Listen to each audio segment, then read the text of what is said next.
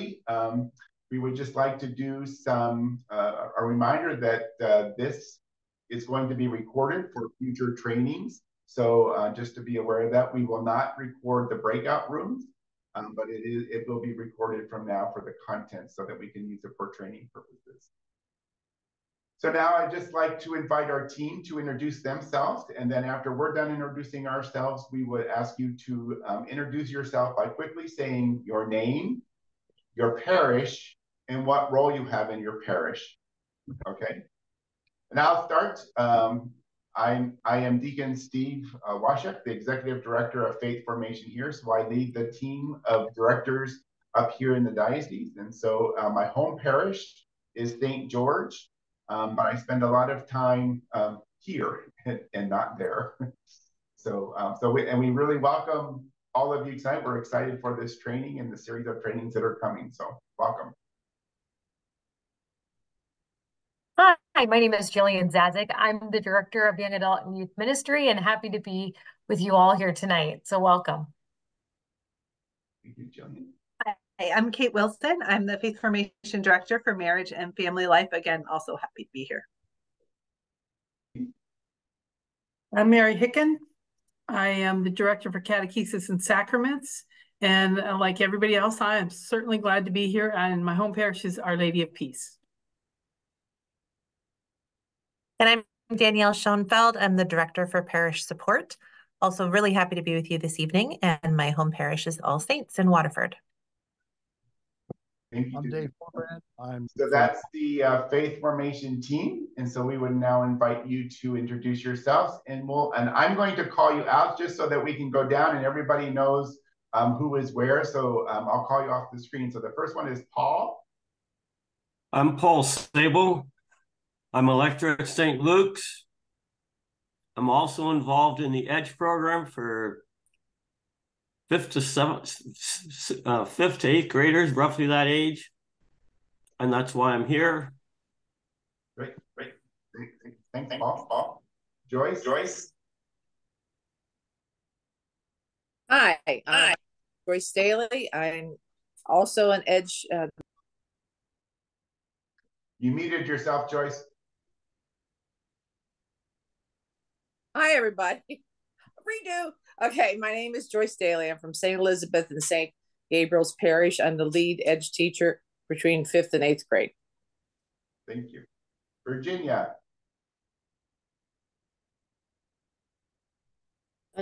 Unmute, right? I'm Virginia Titus. I'm from Our Lady of Mount Carmel Parish in Erie, PA. I'm a volunteer in the Promise program for our children that are preparing for confirmation. Thank you. David. You're muted, David. There we go. Yep. I'm Steve Hildebrand from St. Joseph's Church in Old City. I'm a volunteer for the confirmation program here. We'll be starting the new program next year, the Promise program next year. Purpose program. Yep. Yes. Yep, thanks. Okay, Irene, etc. I see a bunch of people there. Hi, Irene, how are you? Hi, I'm doing well. Irene from St. Francis Xavier Parish. I'm the Director of Evangelization, and I have two of my high school catechists, Rose Skelton and Jen Haywood, who help with confirmation prep in the high school. We'll start Purpose next year. Thanks, welcome. Hannah.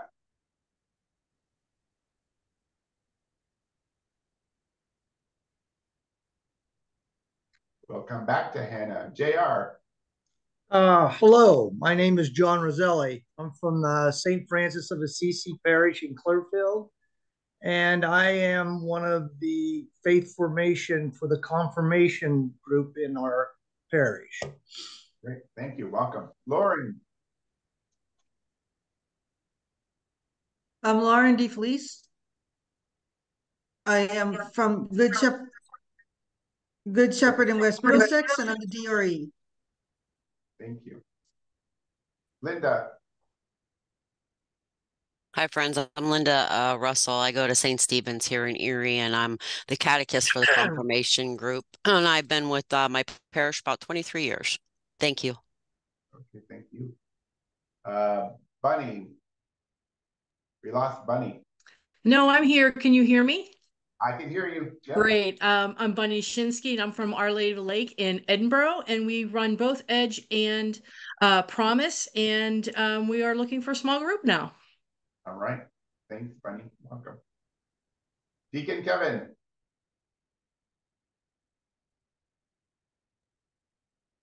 Hi, I'm Deacon Kevin Harmon from St. Titus Church in Titusville, and I just do as much deacon ministries as I can. Work with faith formation, with visiting all the grades and working with them, and miscellaneous stuff around the parish. Thanks, Kevin. Tim. Hello, I'm Tim Haschuk from Our Lady of the Lake Parish, part of the Knights of Columbus, part of a few different ministries there, and also joining as a volunteer for the new program. Thank you. Welcome, Tim. Molly, or Molly's phone. Oh, you're muted, Molly. Sorry, I'm terrible on the computer and stuff. I'm Biz Stoltz from Du Bois, PA, and I'm a member of the newly formed oh my gosh, it was St. Catherine's, but now it's called Holy Spirit. Oh, yeah. And I was from St. Michael's, and we merged into that parish. It's going on now. I am involved in the Rosary Society, which I love, and I'm a Eucharistic minister, and I am really involved with Eucharistic Adoration, the organization of it that we have every week, and that's really good. And I think I got invited to this meeting because I was invited to go meet with high school kids once a week after school or something for about an hour. And I'm not a teacher. I'm just not even sure I should be on this meeting. That's all. Thank you. You're here, and you're good for you. Okay. Rebecca. Hi, I'm Rebecca. I'm from St. Greg's out in Northeast Pennsylvania. I work with youth in the school and the parish out there. Thank you, Rebecca. Welcome. The other Rebecca, who we just lost.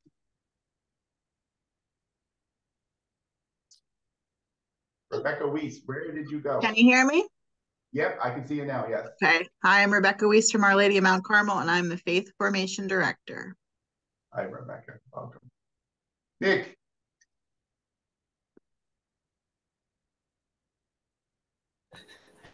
Is that me? Yep, that's you. Okay, awesome. Nick Heis. Hi. I am the Parish Impact Coordinator for Our Lady Mercy and Parish Support Minister out at St. Jude Theater Falls.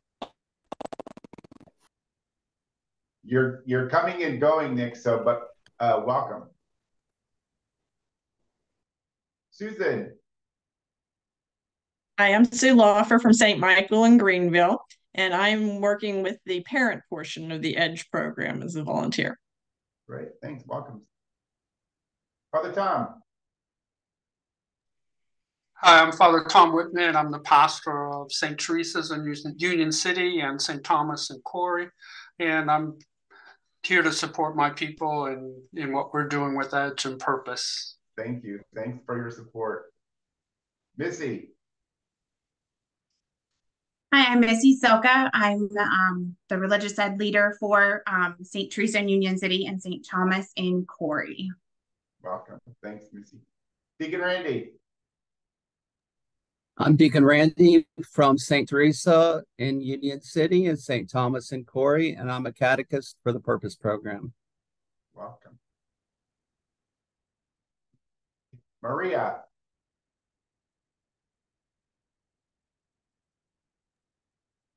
I'm Maria Berkeley from All Saints Parish. I am the Faith Formation Leader. And behind me here is Edna. She was working with our Purpose program and is going to move to small groups with that group of kids next year, or in a few months. Okay. Welcome, Maria. Peter.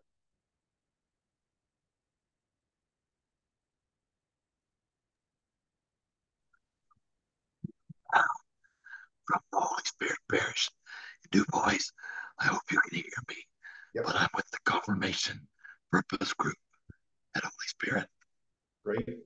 Thank you. Welcome, Peter. JJ. Hi, I'm JJ Bungo. I'm the Director of Faith Formation at St. Francis of Assisi Parish in Clearfield. Welcome. Teresa.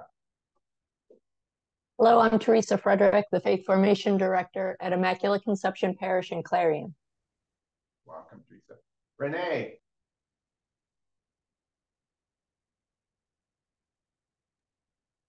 Hi, my name is Renee Combine, and I am one of two people that run the Faith Formation at St. Bartholomew's in Sharpsville, and I also am one of two people that teaches our third grade class. Welcome. Thanks, Renee. Shelley. Hi, I'm Shelly Tomshow from St. Teresa's in Union City, and I help Deacon Randy with the Purpose program. Great, thanks. Welcome, Shelly. Kathleen. Hi, I'm Kathleen Patron-Fulio from St. Titus in Titusville. I'm the Director of Faith Formation, and we do the EDGE program. But this is our first year of EDGE, and we'll move into Purpose next year. Great, thanks.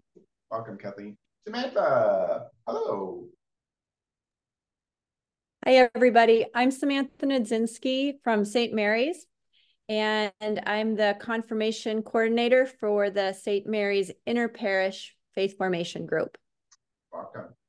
Janice. Good evening. I am Janice Kawaszewski. I will be with the 10th graders at Our Lady of the Lake in Edinburgh next fall. Right. Welcome. John.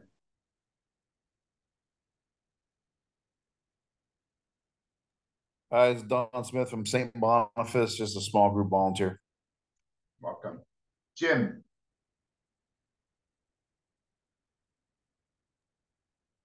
Hi, I'm Jim Duran. I'm from St. Boniface as well, and I help Samantha with the confirmation class. Welcome. Tiffany. Hi, I'm Tiffany Scott. I'm with St. Bartholomew Church in Sharpsville, and I help teach the confirmation class with another volunteer, and I'm interested in the small groups. Great, thank you. Welcome. Well, I think I have everybody. If not, raise your hand. All right, welcome everybody, and this will be an exciting night. So I'm going to boot it on over to our wonderful Kate, and she will kick us off. Why small groups? Kate. Hi, everyone. Thanks so much for making the time to be here. I know that I have two small people who are trying to find me in a room right now, and you may have similar things going on in your own home. It may not be small people. It may be larger people trying to find you. It may be work that's calling your name. But I know that the time that you set aside is really precious, and we don't take that lightly. I was sitting here during introductions, just really grateful for the variety of folks who showed up tonight, and also aware that you may have the question of, why would we take 10 minutes to introduce everybody to you? And for two reasons. The first reason is that we really are embarking on this together as a diocese. And so the folks that you see on this call are doing the same, kind of a little bit new to us, kind of a little bit scary, kind of a little bit exciting thing. So the other faces that you see on this call can be your kind of partners in crime as we move forward. So we as a Faith Formation Office are here as a resource for you, but we're also hoping that you can be a resource for one another. And the second one is that we can pray for each other. And sometimes seeing a face and hearing a name and hearing different parishes can help us start to build those connections and remember to pray for each other. So, so that's why. But the second why I was kind of asking at the beginning was, why would our diocese invest so heavily in small groups? Why would we say that this is really a linchpin thing to do? Our students in 10th grade have just been confirmed, and now we're moving them from a model where really they're kind of like coming back pretty frequently for a sacrament. They're kind of in a school model where it just makes sense that they're coming back to the next year. So why would we say in 10th grade, this is the grade to introduce small groups? And the reason is a couple-fold, but one way to kind of explain that reason is by doing a little thought experiment. So if you have a piece of paper and a pencil handy, go ahead and grab those. I'm going to ask you a question, and I'm going to give you about 3 minutes just to think about it yourselves. Some of you may have done this thought experiment with us before, and if you have, I just invite you to bring a new perspective with you. Do it again with all the gusto that you have, and for many of you, this will be new. But I want you to imagine, Father Tom, don't cringe, but I want you to imagine that your pastor has come to you and said, I have $150,000 annual salary available for one person, and I would like you to be that person, and your only job with that salary is to go and make one disciple. I don't care how you do it. All expenses paid. If you want to take somebody for coffee, I'll pay for the coffee. You want to do whatever. You have no other responsibilities in the parish. I want you to find and make one disciple. What would you do? So I'm going to give you 3 minutes, and I just want you to brainstorm. What are the kinds of things that you would do to help somebody meet and fall in love with Jesus?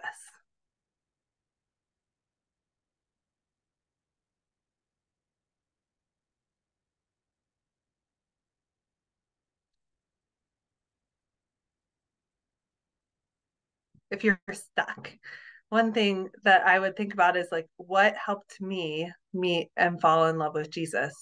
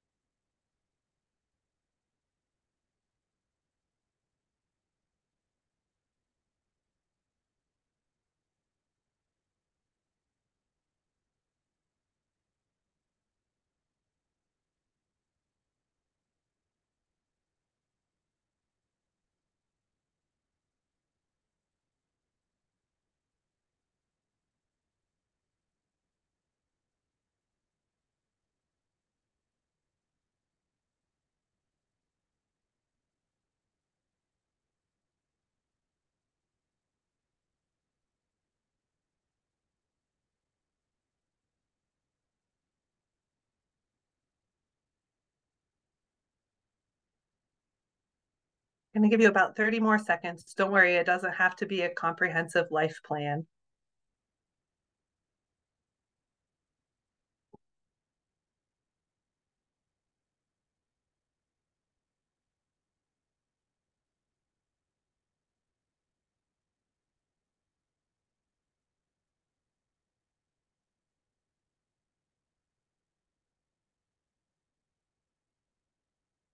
All right, so what I'm going to do is I'm going to ask you to share out 1 or 2 things that you have. I'm not going to call on people. When you when you're ready and you think you have something you'd like to share, just go ahead and unmute yourself and share your thing. And I'm going to put a Word document up here and just write people's ideas down as you share them. So when you're ready, go ahead, and I'm ready to type. Personal experience. Can you talk to me about what that would look like for you? Well, I'm 80 years old, and I've got a lot of it. And I see this whole thing as a process, a continuous process, not discrete. Okay. For example, St. Paul had a discrete conversion, but I have more an experience of the continuous rather than a slow developing. Development. So that would involve like spending like repeated time to getting together a lot, not waiting for like a big moment, but just spending a lot of time together. Well, it's actually an integration over my whole life. Mm-hmm. I'd be drawing on personal experience. Okay. Thank you. What else? A service activity. Awesome. Thank you. What else? Involvement. Okay, I heard involvement. Involvement in what? In your faith and ministries.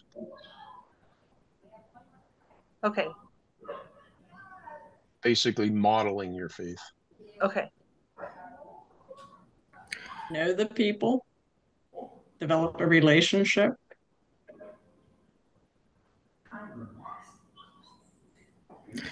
A base camp for the youth, somewhere where they can feel safe, somewhere where they can be themselves, somewhere where they can develop their relationship with Jesus.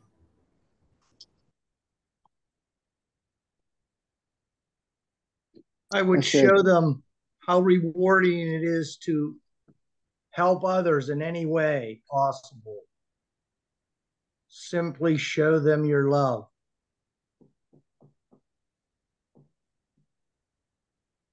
Okay, awesome. I'm going to take one more. I said that I would observe the fringes, like see who might be kind of hovering on the outside, maybe hungry for more, but might need a little encouragement. Thank you. Awesome. Okay, I'm going to shrink this just a little bit so we can see it all at the same time. And I apologize to anybody who's cursing me for having smaller font. Whoops.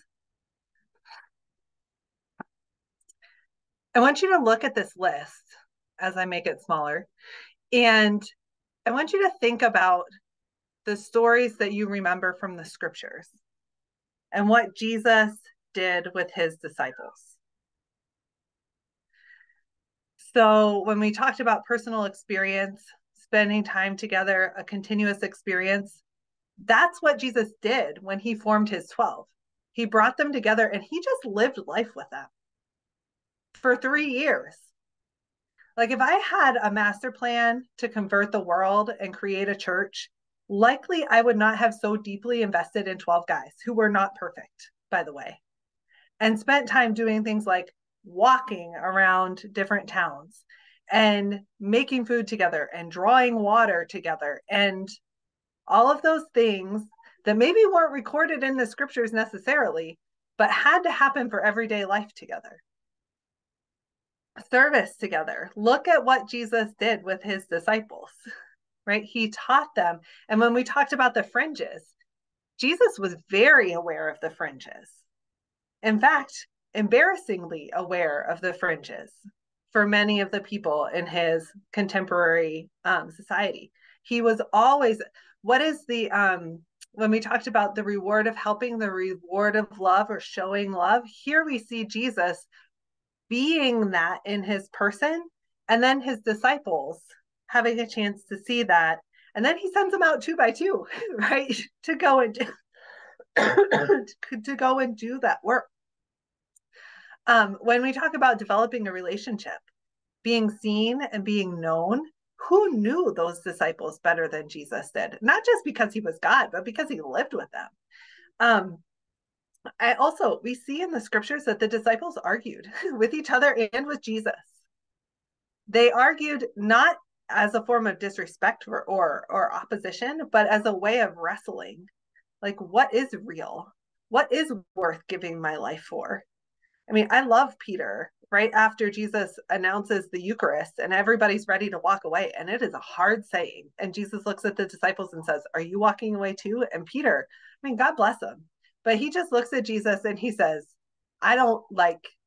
there's nowhere else. You are the only one with the words of eternal life. And this is hard and I'm with you. Like, that's it. That's what we have. So I think one of the really unique things in the way that Jesus did discipleship was he lived life together with his disciples, and that formed them. It was the living of life together, the experience together, doing real things, but also a lot of non-doing things made a difference to those disciples. One thing, I'm going to stop sharing my screen right now. But one thing that really stood out for me in one of the talks that Everett gave us, I don't know, a year or two ago, but he was talking about the disciples looking at the burial cloths that were folded in the tomb on Easter morning. And that's how they knew that Jesus was alive and it wasn't just somebody else. And he said he was praying with that scripture and he was just really taken by the idea of like folding the burial cloths. And I had heard that too, like a robber wouldn't come in and fold the burial cloths. But he said what he received in prayer that time was just the understanding that the disciples woke up with Jesus every morning. Like they were on the road, they woke up with him every morning. So they would have known how he folded his laundry. Like when he packed his bag, they would have watched that for 3 years. And so when they walk in and they see this burial cloth, this blanket folded up in the tomb, that wouldn't have been a strange thing. They knew how he did that. So why small groups? Well, the only way that people get to know Jesus right now is through other people. We're the mediators. The sacraments are there, but somebody needs to introduce our folks to the sacraments. We need to understand what our sacraments are. We need to bring people to Jesus, but we're not relying on total miracle understandings for folks to get in touch with Jesus and to get to know him. So this idea of small groups and taking our young people into small groups and having them walk with a disciple who walked with Jesus is a way of doing ministry like Jesus did to form disciples. Is it slightly terrifying? Yes, because there's no program. There's no like step 1, step 2, step 3, step 4. There's no program like that, but it is a way of living together in the Holy Spirit and walking with Jesus together that helps our young people be formed from the inside out. It's not just a head thing. The hardest trip is these 12 inches right here from the head to the heart, right? So it's this community living in a sense, or walking with someone else that helps that journey happen in a really authentic way. And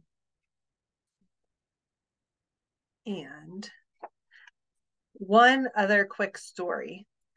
You all remember the Emmaus story, right? So Jesus, the apostles are disappointed.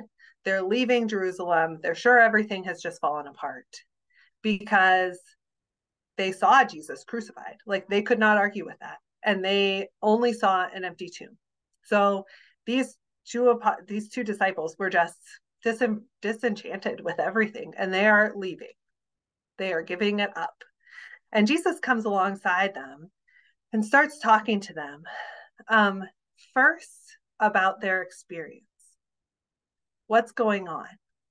And their answer is, are you the only person literally who has not figured out what's going on in Jerusalem these last 3 days? Like it has been the talk of the town.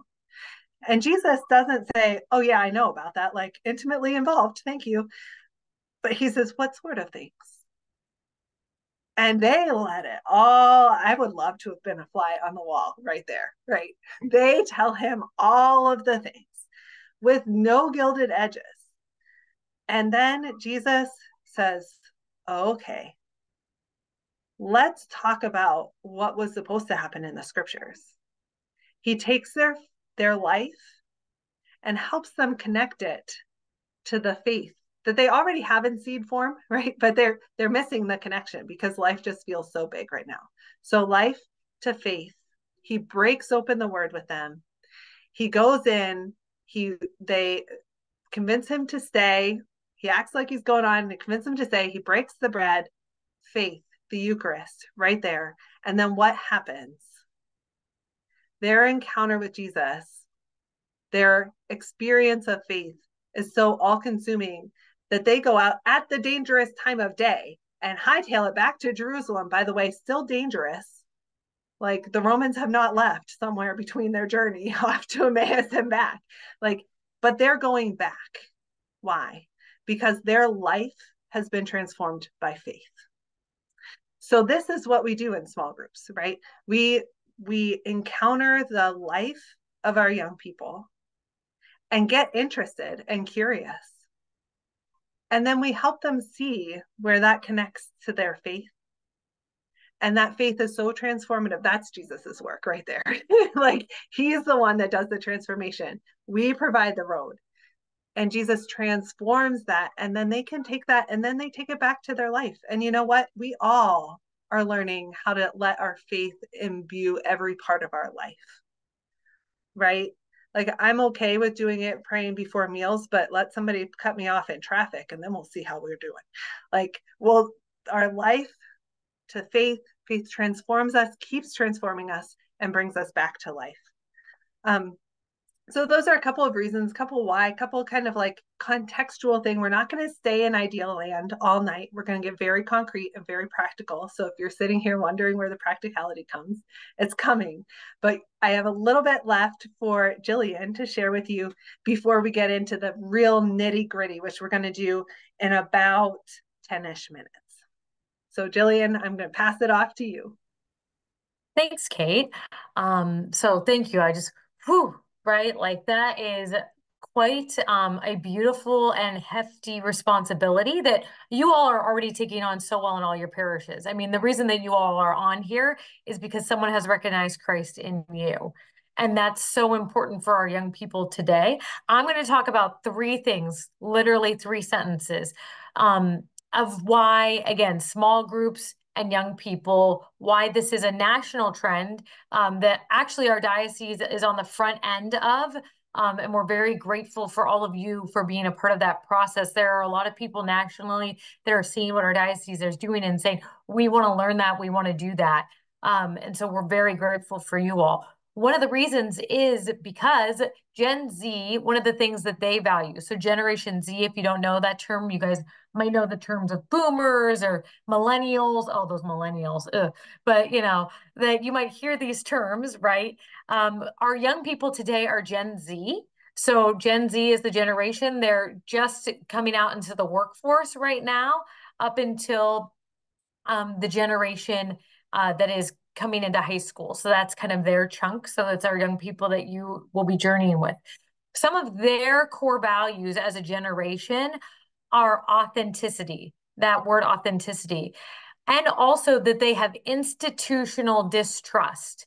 And you all might know this, not just in the church. You might think, well, you know, we can think of things that have happened recently where, oh, the sex abuse scandal or this or that. And oh, that's not just Gen Z, but Gen Z has institutional distrust that's further than that. They don't trust if you're a big name business or the government, that just because you might have a white lab suit on, they're not going to trust you, right? How they're going to come to trust you and know you is through a relationship.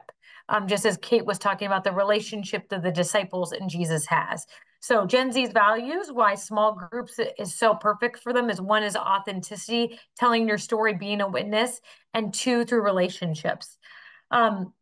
Lastly, we know that for faith to stick in today's day and age, you need, as a young person, 5 witnesses, adult witnesses of faith in your life. All right, 5 strong witnesses. And then you are 80% more likely to stay in the faith. And so part of small groups is to widening that experience and the encounter with Jesus through other people. And so we're going to send a link later to show you the whole faith formation process, because some of you have mentioned EDGE or Purpose, right? Small groups. These are all pieces of a large faith formation process that takes us through 6 to 12. And we're going to send you a video link that kind of gives you that context that you could watch on your own time later. But it's so important where you all are part of that process. And so what opportunity are we inviting you all into? Danielle is going to touch upon that. Thanks, Jillian. So we're talking about implementing these small groups and parishes, and we have the kids. So what else do we need to make that a reality? Well, we need leaders. And that's why I believe all of you are here on this call. We need leaders who have 2 qualities. First of all, we need leaders to be small group leaders who love young people. So if you have someone who steps forward in your parish who doesn't really like teenagers at all, find something else for them to do. Say thank you, but no thank you. Because we want people who are going to lead small groups who really, really love hanging out with and spending time with, wasting time with even teenagers. And we need someone who is truly, deeply in love with Jesus. So those are like two absolute essentials for getting volunteers who are going to be small group leaders. Programs don't make disciples. We know that. There are lots and lots of programs out there, and you can try to implement them. People make disciples. Disciples make disciples. And that goes back to the point that Kate was making earlier. As a mentor who disciples young people, that's also going to challenge you to prioritize your own walk with the Lord through daily prayer and through sacraments. Our young people, like Jillian said, are looking for authenticity. So they can smell someone, an adult who doesn't really like young people a mile away. Think about the places where you could find those volunteers in your parish. You may be looking at your group of catechists already, right? And seeing who might want to step up and be a small group leader. But think about who else in your parish is a fabulous example in their faith. Maybe some of those people are parents of teenagers who are in the EDGE or Purpose programs now.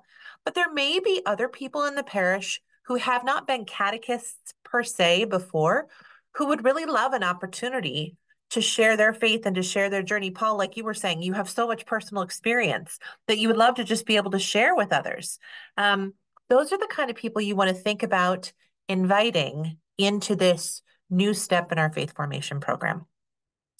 There is a great worksheet that Everett created about thinking about different volunteers. And that is something that we can send out to you. So without going through that, I just wanted to give you kind of a high level overview of like what we're really looking for in the people who are leading these small groups. Again, two main qualities: that they love Jesus and they love working with young people.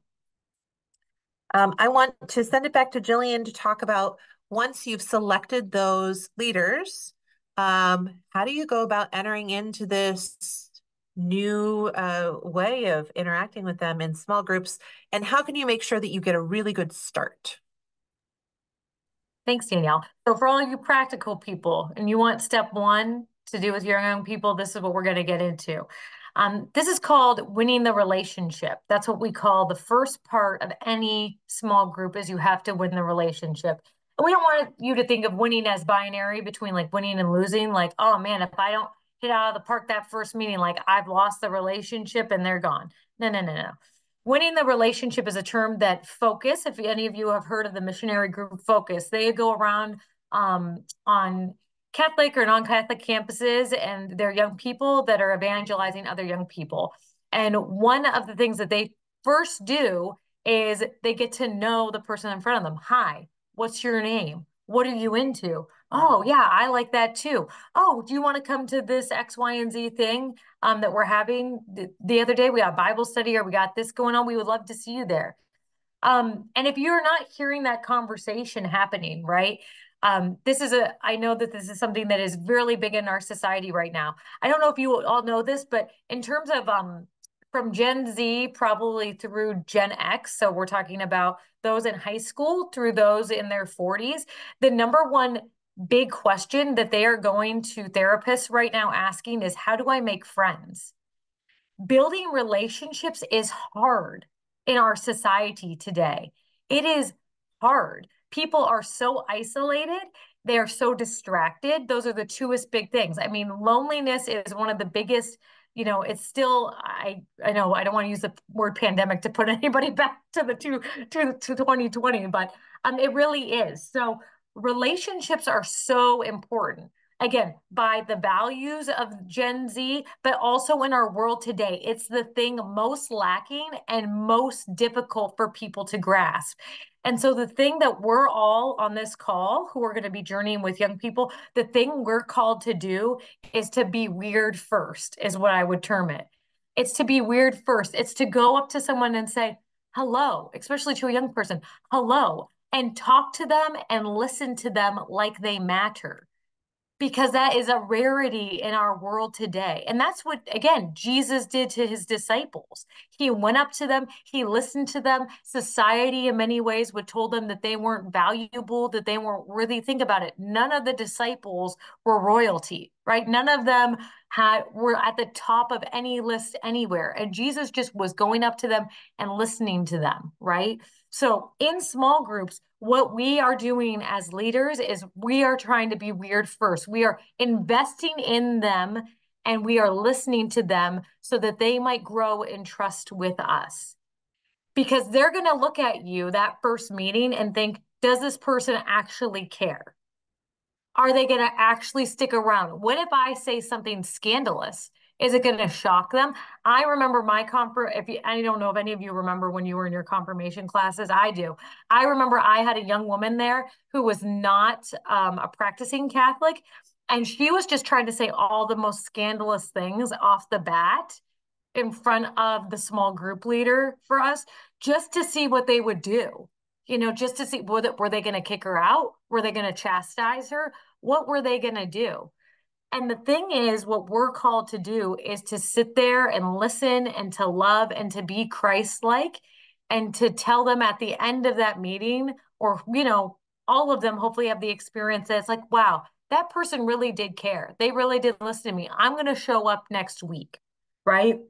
And so this is a part of the process is right away, you know, the first class you might be by class, I shouldn't be using that word, session, your first small group gathering, right? You know, where you're really journeying together because you're on a faith journey too. And that's what you're explicit on. You're on a faith journey too here with them. And what you're doing is just kind of expressing like, I'm going through life too. And even though I'm X age, right? Everybody's 21 here. So we'll say even though I'm 21, you know, I'm still figuring out life too.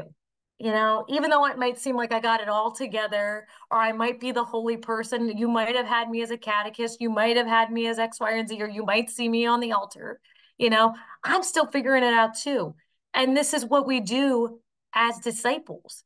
We sit here and we talk about our lives and we unpack our lives and we pray for each other in those joys, in those struggles. And we look at each other and we say, you matter. So that's the part of winning the relationship, that those young people, when they come to you, they know they matter. If they don't show up, that you're going to send out an email or a text with them and mom or them and guardian on it and say, hey, where were you? Like, we miss you.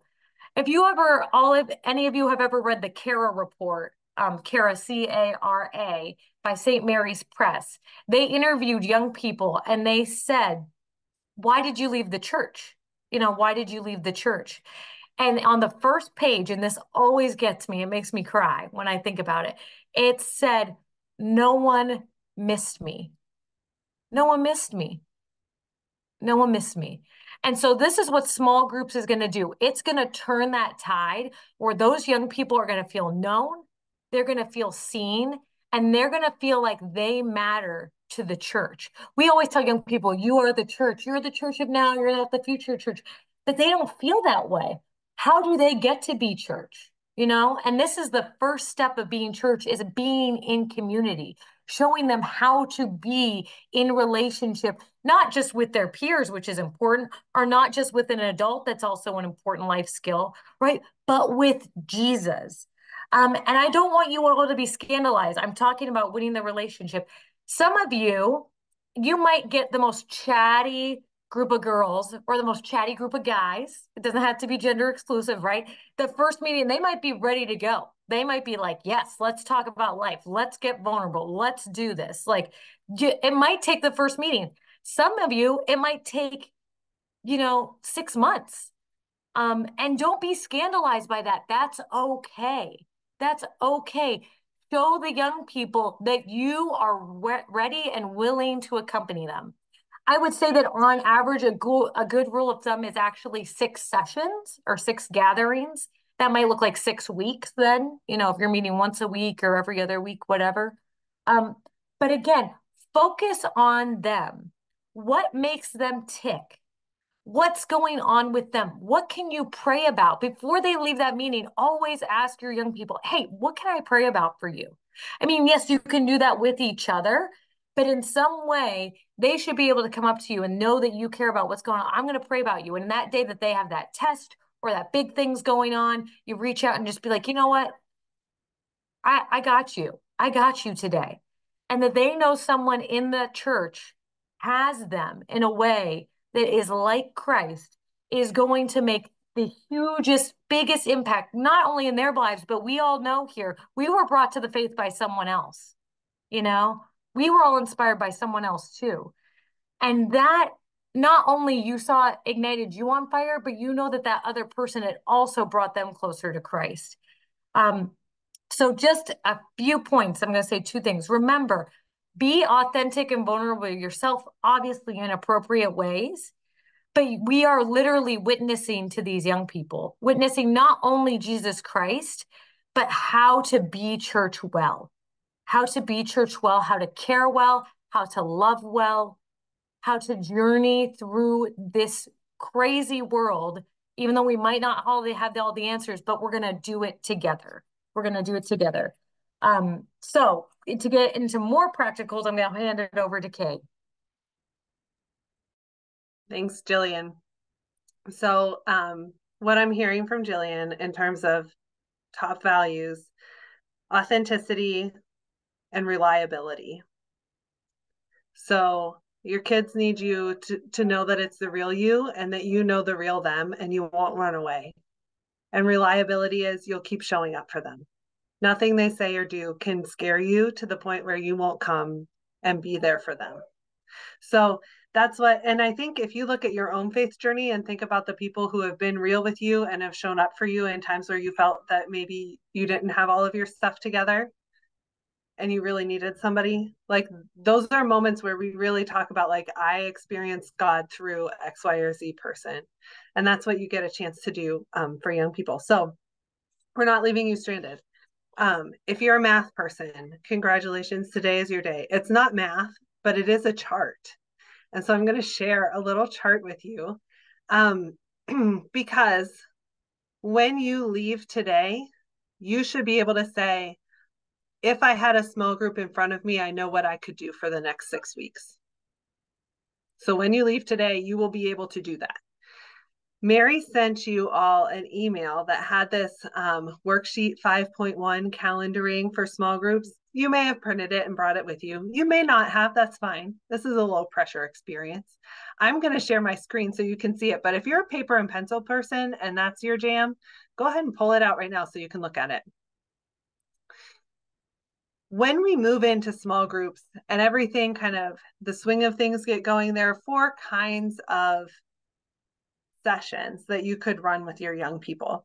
Are we all one person? Yes, but there are different facets to personality that we can grow and expand with as we live our faith life.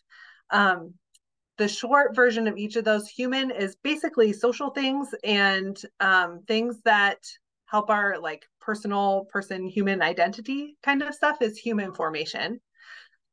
Intellectual formation, I think it's self-explanatory, brain stuff, smart stuff. Spiritual formation is prayer. So a lot of times people will say, oh, well, if I teach people about the kinds of prayer, then that's spiritual formation, but it's not. Spiritual formation is actually praying together. If I teach you about the kinds of prayer, that's intellectual because you're learning information. The spiritual stuff is like actually praying together. And pastoral is service together, is the short version of that. But when you're trying to win a relationship, you're really focusing on that community aspect so that the rest of this all has a path to move forward on. Why do we emphasize this so much? I want you to think back to the scripture that we prayed together at the beginning. We said it was the seed falling on different kinds of ground. And I think sometimes as a church, we get really excited about our seeds. Like if the seeds aren't growing, we're like, oh, dang, we need better seeds. Like, let's go. I don't know what the Gurney's seed Cadillac is the one that I know. You guys all might have your own favorite seed places, but like, we're like, we got to get better seeds. We got to do whatever. And the reality is, like, the problem here is the soil. The problem is what's receiving the seed. And winning the relationship tills that soil so that it's able to receive whatever intellectual, spiritual, pastoral formation seeds we place in there. And if anybody's had a garden, you don't just till the soil once. Like, you do a big overhaul at the beginning, but it's kind of an ongoing process. You don't want that ground to get like hard and cracked and gross. You need to keep it going, and it needs to be continually nurtured. So when you start a small group, Jillian said a good kind of guideline for how long it takes to win a relationship is that 6 weeks. You could have an outlier, but in general, if what we've seen from different small groups is 6 weeks is kind of a good place to start planning for winning, really focusing on human formation and winning the relationship. So this chart right here is for brainstorming activities that could fall under each of them. Today, we're only focusing on the first column, which is human formation. We're going to brainstorm human formation activities that we could do.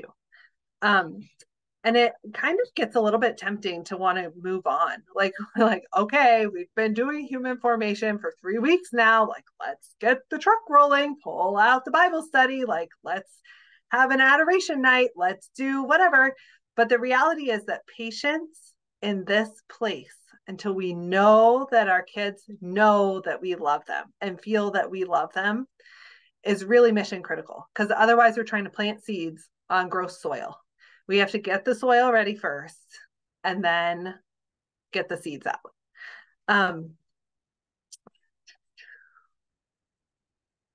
Okay. Examples of what human formation could look like. You could take your kids out for coffee. You could go for a hike. You could have an ice cream bar at the church, but don't make it complicated. Like, you get the ice cream and then have everybody in your small group bring one topping, and you bring the spoons.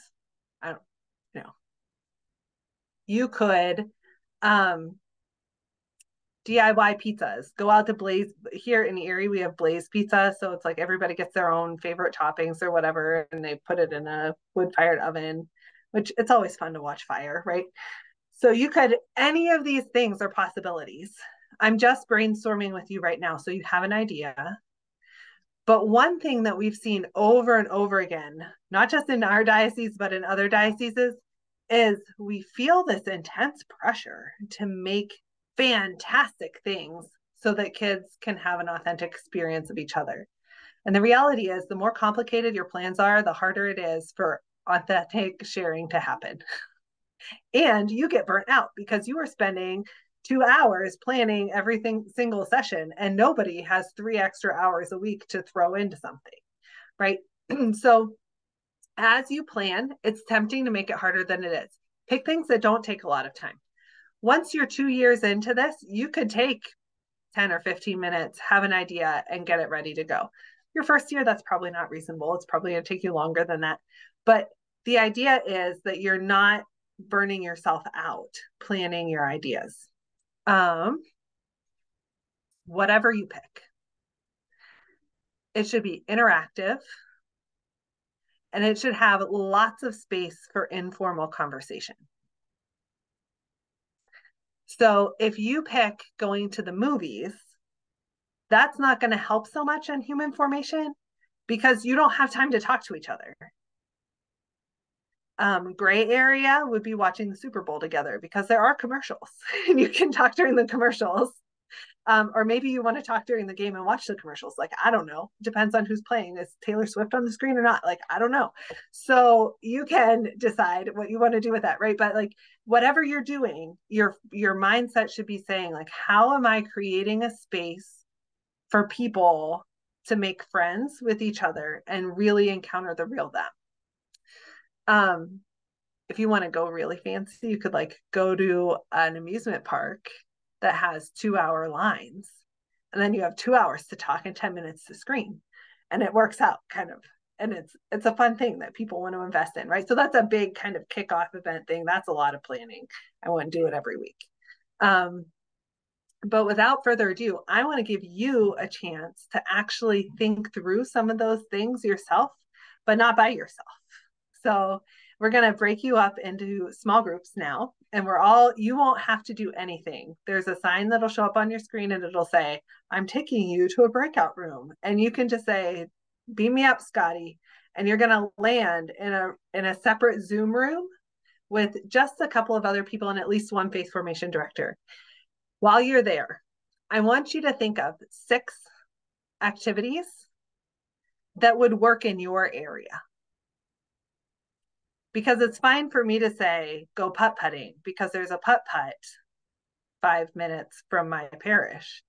But maybe your parish's closest putt-putt is an hour away across the mountain. And that's not going to be there. It would be good for you. So you're coming up with 6 activities that are low prep, high conversation activities in a small group room, starting whenever Mary sends us there. And after those 10 minutes, we'll share together.